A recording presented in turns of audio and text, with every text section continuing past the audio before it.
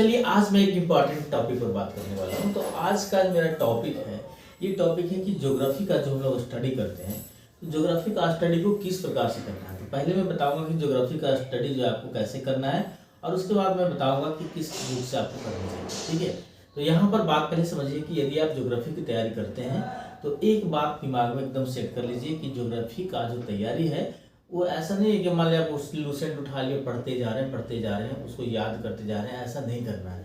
क्योंकि ज्योग्राफी जो होता है वो कंसेप्चुअल सब्जेक्ट है। ठीक है, इसमें आपको कंसेप्ट लगा के पढ़ना पड़ेगा। यदि आप कंसेप्ट से पढ़िएगा तो जो बातें आपको दिमाग में सेट हो जाएगी वो भूलिएगा नहीं। इसके लिए आपको क्या करना होगा, इसके लिए देखिए, यदि आप लूसेंट पढ़ते हैं, ठीक है, तो उसके लिए आपको दो चीज़ करना है। या तो आप जहाँ पर भी स्टडी करते हैं उसके लिए बगल में आसपास आपको मैप होना चाहिए, वर्ल्ड मैप होना चाहिए, इंडिया का मैप होना चाहिए, इतना जरूर होना चाहिए। या तो फिर लूसेंट पढ़ते हैं तो साथ में एक एटलस होना चाहिए। जिस भी पोजीशन की बात आती है, कोई कंट्री, कोई मतलब से मान लो इंडिया है, कंट्री मान लो बांग्लादेश है, तो कितने स्टेट से टच करे इसको याद नहीं करना है, इसको आप मैप में जाकर देखो। ठीक है, पाकिस्तान कितने स्टेट से टच कर रही है इसको आप मैप में जाकर देखो। मान लिया जाए कि और मान लीजिए भूटान है तो वो कितने, म्यांमार है तो कितने स्टेट को टच कर रही है, ये सब आप मैप में देखिए। सिर्फ रटिए नहीं, रटिएगा तो 10 में याद रहेगा, फिर भूल जाइएगा। मैप से भी आप एक बार देख लीजिएगा तो बहुत दिन तक 6 महीने आप नहीं भूल पाइएगा। ठीक है, तो इसके लिए आपको ये करना है। या फिर देखिए, यदि आप लूसेंट पढ़े तो ऐसा मैंने बताया, यदि आपको मान लीजिए कि कोई अच्छी किताबें मिल जाती है, जैसे अब मैं आपको किताबें बता रहा हूँ, तो किताबें देखिए, जैसे महेश बनवाले वाली ये किताब है, एनसीईआरटी की जो है 6 से 12 तक इसमें दिया गया है, इसका संक्षेप में सारा बात लिखी गई। इसमें जो इंपॉर्टेंट जैसे ही टॉपिक आपको आएगा वहाँ पर ये मैप मिल जाएगा। ठीक है, तो कहिएगा कि नहीं ये थोड़ा किताबें मोटी हो जाती है। देखिए, आपको स्टडी एक बार अच्छी किताब से करनी ही चाहिए। लूसेंट तो बाद में रिवीजन के लिए बेस्ट बुक है ही, लेकिन आपको स्टडी के लिए जो है ना स्पेशल कोई बुक आदि आप पढ़े हुए होंगे तो आपको जो बातें समझ में आ जाएगी, उसके बाद रिवीजन करने में बहुत आसानी होगी। ठीक है, तो आप स्टार्टिंग से ही समझ दीजिए, बेस बनाकर तैयारी कीजिए।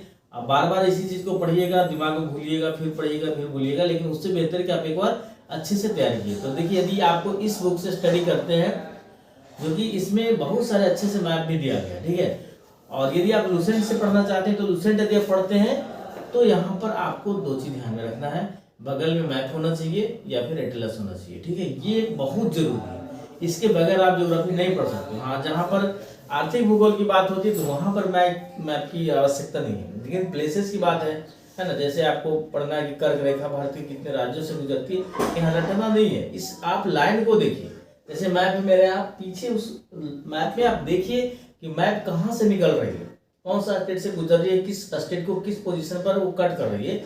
ये फिर मान लिया जाए आप पढ़ते हैं कि अंडमान निकोबार में मतलब ठीक है 10 डिग्री 12 डिग्री 9 डिग्री कहाँ पड़ता है, तो आप मैप पे जब तक नहीं देखोगे ना, दिमाग में सेट नहीं होगा कि चलिए मिनिकॉय और यहाँ पर मालदीव के बीच जो है कितने डिग्री का जो लाइन है वो कट कर रहा है ना। ये सब बातें जो है बड़ा अंडमान छोटा अंडमान ये सब के बीच कौन सा लाइन पास कर रही है, ठीक है, कार निकोबार, ये सब कुछ आपको समझ में आएगा मैप से। तो मैप में जो भी लाइनें आपको मिलेगी, जैसे मान लीजिए कि मिनी का है, ठीक है, फिर आप देख सकते हैं कि अंडमान है, लिटिल अंडमान है, फिर आप मिडिल अंडमान है, तो ये आप देख सकते हो कि ये जो है कौन कौन सी लाइन से गुजर रही है।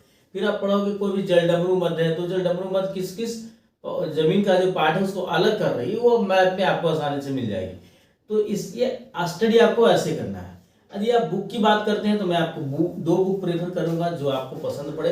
यदि आप लूसेंट पढ़ते हैं तो लूसेंट के साथ आपको मैप प्लस आपको एटलस होना चाहिए। एटलस तो ऐसे भी ज्योग्राफी में होना ही चाहिए। यदि आप इसे पढ़ते हैं तो ज़्यादा उम्मीद करता हूँ कि उतना ज़्यादा आपको ज़रूरत नहीं पड़ेगी, लेकिन साथ में रखिए तो बेहतर, क्योंकि इसमें इंपॉर्टेंट जो पॉइंट है जहाँ पर मैप की ज़रूरत है इसमें दे दी गई है। ठीक है, तो ये रही दो किताबें में से इससे आप स्टडी जरूर करके रखिए, 1-2 बार पढ़िए, उसके बाद यदि लूसेंट से भी रिवीजन करते हैं तो आपका काम चल जाएगा। तो ये दोनों ये बुक जो है इंपॉर्टेंट बुक है।